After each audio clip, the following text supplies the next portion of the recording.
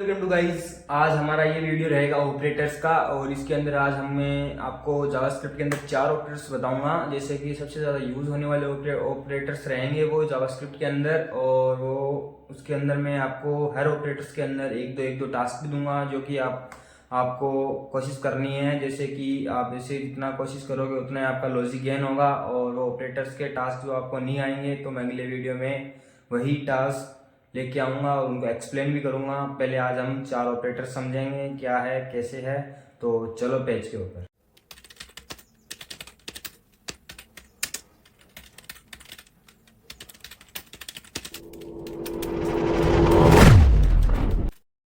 हमारा आज का वीडियो रहेगा ऑपरेटर्स। चलो तो मैं बताने जा रहा हूँ ऑपरेटर। जो 4 ऑपरेटर्स के बारे में बताऊँगा, अर्थमेटिक ऑपरेटर, असाइनमेंट ऑपरेटर और कंपैरिजन ऑपरेटर और लॉजिकल ऑपरेटर।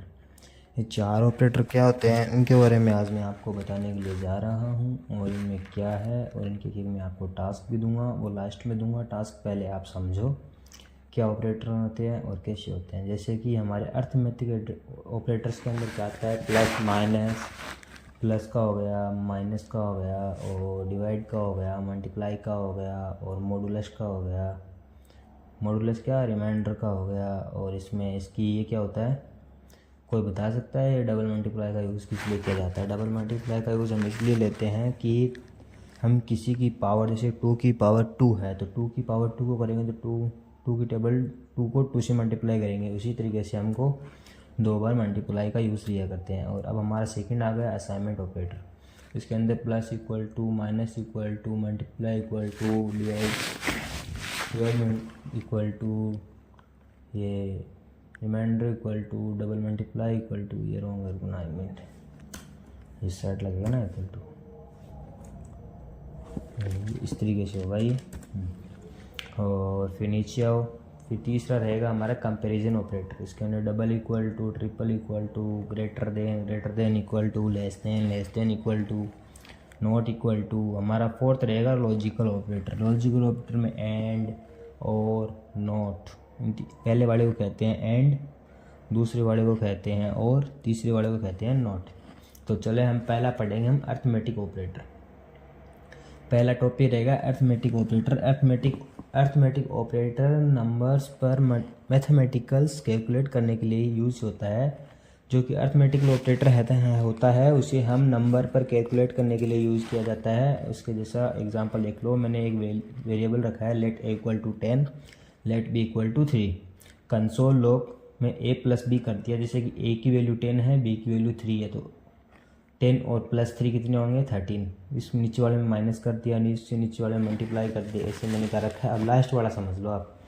जैसे कि 10 की पावर 3, 10 की पावर 3 होगा तो कितना होगा। अगर मैं इसको 100 की पावर 3 कर दूँ, 200 की पावर 3 कर दूँ, 20 की पावर 3 कर दूँ, तो आप देख लेना आपके हिसाब से किस तरीके की पावर कितनी करना चाहते हो आपके हिसाब से। फिर भी आप उसको कंपाइल करके देखोगे तो ज़्यादा ईजी से समझ में आ जाएगा। फिर दूसरा रहेगा हमारा assignment operator. Assignment operator variable में वैल्यू असाइन करने या अपडेट करने के लिए यूज़ होता है। हम असाइनमेंट ऑपरेटर को वेरिएबल के अंदर वैल्यू को असाइन और अपडेट करने के लिए यूज़ करते हैं। इसका भी एग्जांपल देख लो। जैसे कि मैंने एक वेरिएबल लिया है, लेट एक्स इक्वल टू 10, फिर इसके अंदर प्लस इक्वल टू।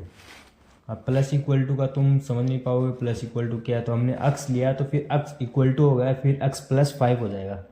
ये देखो, इस पे नोटिस करो, इस पे पहले अक्स हुआ, फिर इक्वल लग जाएगा, फिर यहाँ पे नोटिस करो, ये देखो, ये लाइन देखो, ये पूरी लाइन देखो, दिख रही है। पहले अक्स, फिर इक्वल टू, फिर अक्स प्लस 5। इसी तरीके से ये सारे होंगे। जैसे कि मैं इसके अंदर करना चाहूँगा, तो अब इसमें माइनस करना है तो फिर हम पहले करेंगे एक्स, फिर करेंगे इक्वल टू, फिर वापस क्या करेंगे, एक्स, फिर माइनस करेंगे, फिर 3 कर देंगे। अब एक्स की पावर कितनी है, 3 हो गई, तो यहाँ पे एक्स की जगह क्या आएगा, 3 आ गया ना, 3 हो गया। फिर बीच में माइनस हो गया, उसके बाद में वापस 3 हो गया, तो फिर 3 माइनस 3 0 हो जाएंगे। कंसोल एक्स करने पे 12 आ रहा है। ऐसे कैसे हो सकता है भाई।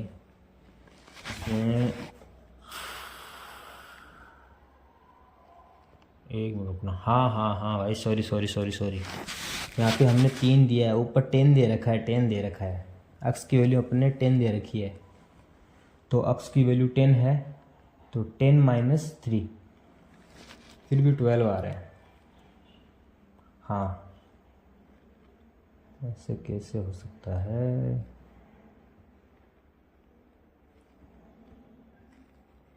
एक मिनट रुकना भाई, 1 मिनट रुकना। हाँ समझ आ गया गाइस, इसका मतलब ही होगा कि हमने ऊपर x की वैल्यू यहाँ पे 10 था, फिर +5 होते ही वो 15 हो जाएगा, फिर यहाँ पे x की वैल्यू कितनी हुई, 15 हो गई, तो फिर यहाँ पे x की वैल्यू 15 हो गई, फिर यहाँ पे 15 माइनस 3 करेंगे तो 12 ही आएगा, और फिर नीचे आइए, फिर इसने मल्टीप्लाई कर दिया, ऐसे आप नीचे डिवाइड भी कर लेना, रिमाइंडर भी निकाल लेना, सारा निकाल लेना। अब आते हैं हम कंपैरिजन ऑपरेटर के ऊपर। कंपैरिजन ऑपरेटर दो वैल्यू को कंपेयर करके ट्रू या फॉल्स रिटर्न करता है। कंपैरिजन ऑपरेटर किस लिए यूज़ होता है? जो 2 वैल्यूज़ होती है उनमें ट्रू और फॉल्स करके आउटपुट देता है। ट्रू फॉल्स में आउटपुट देगा आपको कि हाँ इसके अंदर greater than, less than, double equal to, triple equal to होता है, और इसमें लेस देन इक्वल टू भी होता है, ग्रेटर देन इक्वल टू भी होता है। इसमें मैंने पूरे नहीं लिखे हैं, इतना तो तुम समझ ही लोगे, कर ही लोगे अपने आप में। और फिर इसके नीचे आइए, और इसके अंदर इस 2 चीज़ को समझना बहुत ज़रूरी है, इन 2 को। अब इसमें आप बोलोगे ट्रू कैसे दिया, इसमें फॉल्स कैसे दिया। अब ये होता है जो कि वैल्यू देखता है, ना कि डेटा टाइप देखता है, और ट्रिपल इक्वल टू होता है वो वैल्यू और डेटा टाइप दोनों देखता है, इसीलिए इसमें फॉल्स दिया। इसमें 5 है और ये स्ट्रिंग है, इसीलिए इसने दे दिया कि ये नंबर नहीं है, स्ट्रिंग। एक साइड नंबर है, one side number, one side not number, इसीलिए यहाँ पे फॉल्स आया। ठीक है, अब लास्ट रहेगा logical operator. Logical operator condition को कंबाइन करने के लिए यूज़ होता है। लॉजिकल ऑपरेटर कंडीशन को कंबाइन करने के लिए यूज़ किया जाता है, और इसके अंदर 3 ऑपरेटर्स होते हैं, लॉजिक होते हैं, एंड, और नॉट। एंड के अंदर ये एंड होता है, इसमें एक वैल्यू क्या होनी चाहिए? ट्रू होनी चाहिए। एक वैल्यू ट्रू होगी नहीं, दोनों वैल्यू ट्रू होनी चाहिए। दोनों वैल्यू ट्रू होने पर ही यह ट्रू देगा या फॉल्स देगा। और इसके अंदर, और के अंदर एक वैल्यू ट्रू होनी चाहिए, एक फॉल्स होनी चाहिए, तो आपको ये ट्रू दिखाई देगा। और नॉट के अंदर ट्रू होगा तो फॉल्स देगा, फॉल्स होगा तो ट्रू दिखाई देगा। आज का यही रहा ऑपरेटर्स। और अब मैं आपको यहाँ पे टास्क देने वाला हूँ, वो टास्क भी देख लेना और करके जवाब देना मेरे को पक्का। ये अब यहाँ पे मैंने नीचे टास्क दे दिए हैं, जैसे कि हमारा ये रहा अर्थमेटिक ऑपरेटर। इसके 4 टास्क हैं, 1 2 3 4। लो एक बार स्क्रीनशॉट ले लेना अर्थमेटिक ऑपरेटर्स का। 4 हो गया, हाँ ये रहे 3 ही टास्क अर्थमेटिक ऑपरेटर्स के।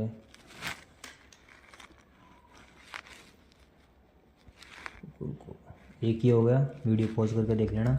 1 2 ये हो गए, फिर असाइनमेंट ऑपरेटर के ये हो गए 4 5, फिर कंपैरिजन ऑपरेटर्स के हो गए हैं 6 7 8, फिर लॉजिकल ऑपरेटर्स के हो गए हैं 9 10 11।